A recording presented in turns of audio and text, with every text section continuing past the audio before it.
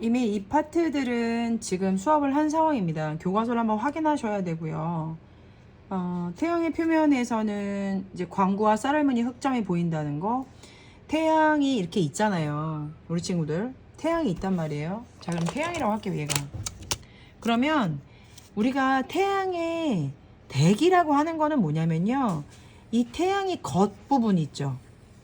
이 태양의 겉부분 위에서부터 이제 공기층이 있다는 거예요.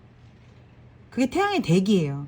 그러면 태양의 대기라는 건 이 겉의 부분하고 이 태양의 안쪽에서 있는 기체들을 얘기하는 거예요. 그러면 지금 이게 채층이라는 게 태양의 대기라고 하는 건 태양 그 위에 있는 공기층이죠. 태양 바로 겉에 있는 공기층. 이 희박한 기체층이며 광구보다 어둡다는 거예요. 즉 광구는 태양의 표면 얼굴이에요. 피부. 개보다 어두워서 평상시에 볼 수 없는데 개기일식이라는 건 뭐냐면 이 태양의 모습을 완전히 가리게 해주는 뭐가 있었겠죠. 그러니까 태양 겉에만 보이는 거야. 그래서 개기일식 때 채층이나 코로나나 대기층도 보이는데 대기층은 색깔이 어두워서 온도가 낮아서 안 보이고 채층하고 코로나만 보인다는 얘기입니다. 자, 이해되시죠? 플레하고 홍염이 어떤 차이가 있는지 책 보시면 확인하실 수 있으십니다. 자, 여기서부터는 수업이 안 진행된 거라서 마무리할게요. 태양이요. 이 태양 아닙니까?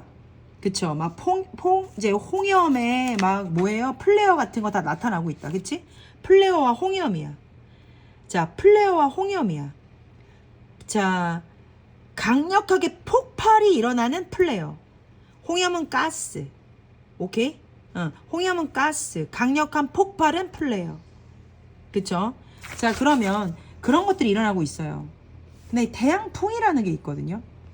자, 그럼 이거는 우리가 학습지, 그러니까 이제 교과서 보면서 이제 왔다 갔다를 할 겁니다. 태양이라는 거는 태양풍이 있어요. 이제 흑점수라는 거 아까 말씀드렸지만 흑점수라고 하는 건 약 11년을 주기로 왔다 갔다 합니다. 많아졌다 적어졌다. 그러면 극대기라고 하는 건 흑점수가 많다는 거죠. 흑점수가 많아지면 자, 그걸 극대기라고 하는데 그 극대기는 태양 활동이 활발하대요. 다시요. 흑점이 뭐예요?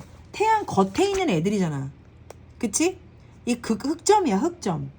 얘네들이 많아지면 그거를 뭐라고 해? 아, 흑점이 많다. 극대기. 이걸 극대기. 가장 점이 많은 시기. 그럴 때는 태양 활동도 활발하다는 거예요. 그럼 그 태양 활동이 뭐냐? 태양 활동이 뭐가 활발한 거냐? 태양에서 나타나는 현상. 태양의 자기장이 강해져. 자기장이라는 건 뭐냐면 태양에서 나오는 뭐예요? 인력이나 뭐 청력이나 이런 것들은 힘이에요. 그런 태양의 힘이 강해져서 흑점수가 많아진다는 거고. 코로나라는 건 뭐죠? 이거 태양의 겉에서 막 이런 갈기처럼 막 밝은 거. 그런 크기가 커진다. 태양의 갈기가 커진다. 밝기가 밝아진다. 태양의 흑점이 많아진다. 태양의 자기장이 강해진다. 이런 거가 태양에서 나타나는 현상이죠. 근데 이때가 흑점수가 가장 많았을 때 이런 현상이 나타난다는 거죠. 홍염 플레어가 자주 발생한다. 태양풍이 강해진다. 태양풍이라는 건 태양에서 우주로 방출되는 전기. 선생님, 태양이 뭐 전기가 있어요? 태양도 어마어마한 존재잖아요. 그쵸? 엄청 뜨겁잖아요.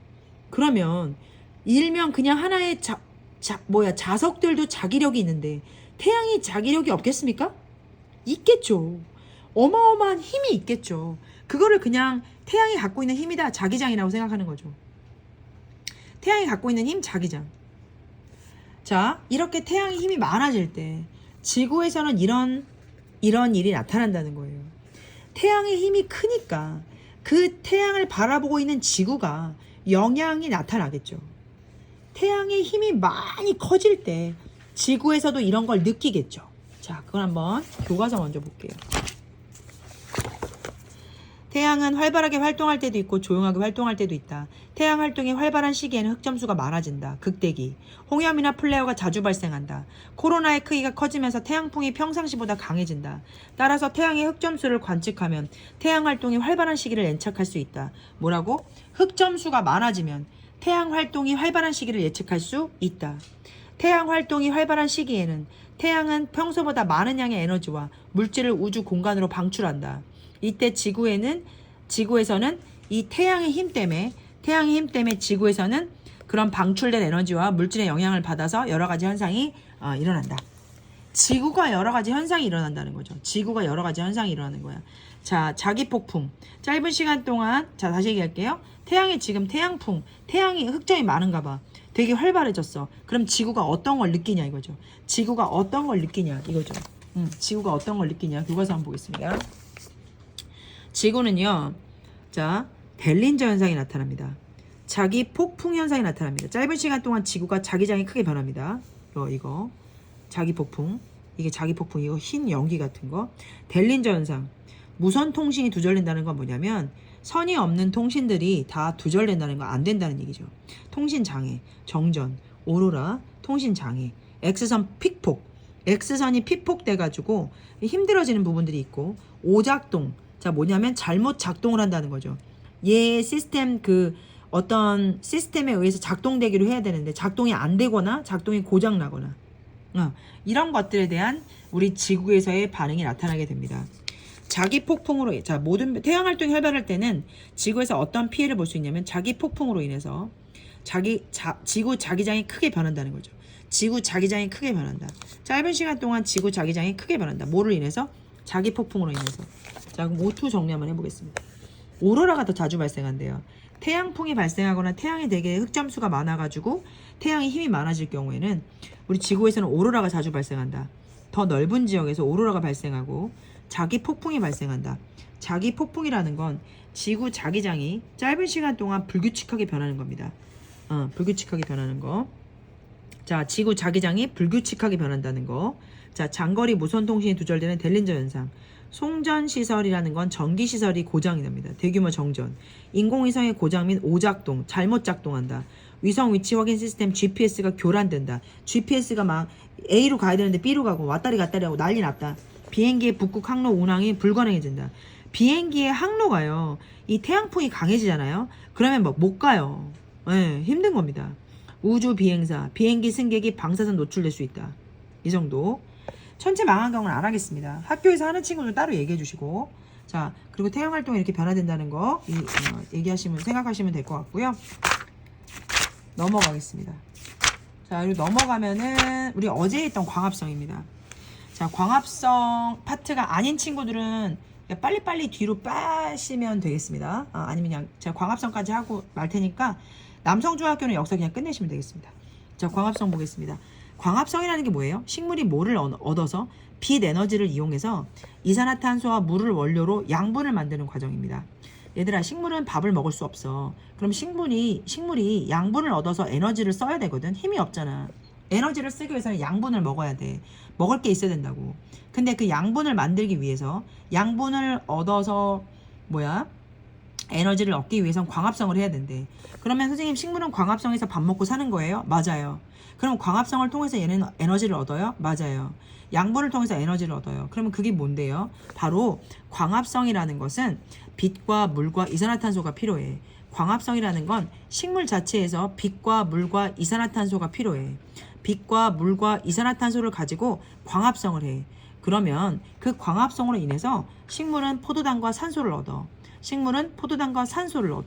이해되세요? 자, 우리는요, 식물이에요. 자, 우리 친구들 지금 제가 책을 한번 보여드리겠습니다. 식물입니다.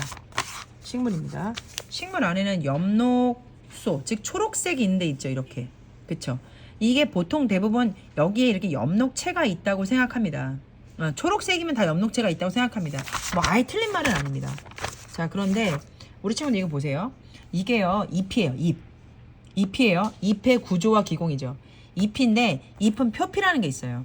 표피가 뭐냐면 잎의 피부예요. 표피. 그리고 이 표피 안으로 들어오죠. 이 표피도 밑에도 있어요. 이건 밑면, 이건 윗면. 표피에 표피에는 뭐가 없어요? 엽록체가 없어요. 엽록체가 없어요. 근데 표피 뒷면에 표피 뒷면에 자 뭐가 있다? 자 이런 기공이 있다. 기공과 공변세포. 다시 얘기할게요. 기공은 공기 구멍. 자 기체들이 왔다리 갔다리 하는 구멍이에요. 근데 이 동그란 거 보이세요? 이 동그란 거? 젤리빈처럼 양쪽에 동그라미 있고 가운데 구멍이 있죠. 이 구멍은 기체가 왔다리 갔다리 하는 구멍이고요. 오른쪽과 왼쪽 이 두 개의 세포, 이거 두 개, 동그라미, 요거, 얘는 벌어졌을 때, 얘는 조금 닫혔을 때, 이걸 공변세포라고 해요. 이 공변세포 안에 엽록체가 있어요.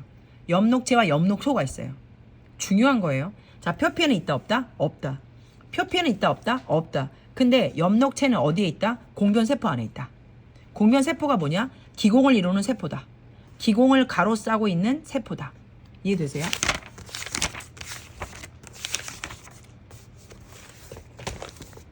자, 지금 우리가 뭐 하고 있는 거죠? 자, 식물이 광합성을 합니다. 식물이 광합성을 해서 뭐를 얻죠? 양분을 통해서 에너지를 얻습니다. 그래야 밥 먹고 살죠. 그럼 식물은 광합성을 해서 밥 먹고 삽니다. 그럼 광합성을 할 때 필요한 게 뭐다? 바로 빛에너지, 물, 이산화탄소. 빛에너지와 물, 이산화탄소가 필요하는데 그 엽록체 속에, 즉 다시 말하자면 공변세포에 있는 엽록체 속에는요 엽록소가 있습니다. 엽록소가 빛을 흡수합니다. 엽록소가 빛을 흡수해요. 자, 이거 보세요. 이게 공변세포예요. 잎의 뒷면에 보시면, 잎의 뒷면의 표피에 보시면 기공과 공변세포가 있습니다. 우리 친구들 기공이 뭐냐면 이 구멍이고요. 여기는 이제 뻥 뚫린 거예요. 기체가 왔다리 갔다리예요. 이 공변세포는 이 두 개의 이렇게 동그란 거, 이런 거, 그쵸? 여기 안에 이 파란 색깔로 보이는 게 뭐예요? 엽록체예요. 보이시나요? 초록 색깔로 보이는 거? 엽록체예요. 뭐가 엽록체인지 아시겠죠? 뭐가 엽록체인지 아시겠죠? 지금 이 초록 색깔이 엽록체죠. 엽록체 안에 뭐가 있다? 엽록소. 엽록체 안에 뭐가 있다? 엽록소. 엽록소가 뭐를 흡수한다? 빛을 흡수한다. 다시, 광합성에 필요한 요소는 빛, 물, 이산화탄소다. 근데 엽록체 안에 있는 엽록소가 빛을 흡수한다. 그리고 물은 뿌리를 통해서, 물관을 통해서 잎까지 물이 올라온다.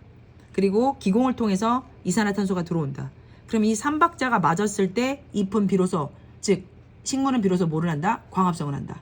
광합성을 하고 나서 얻는 물질은 뭐다? 포도당과 산소다. 광합성을 해서 얻는 물질은 뭐다? 포도당과 산소다.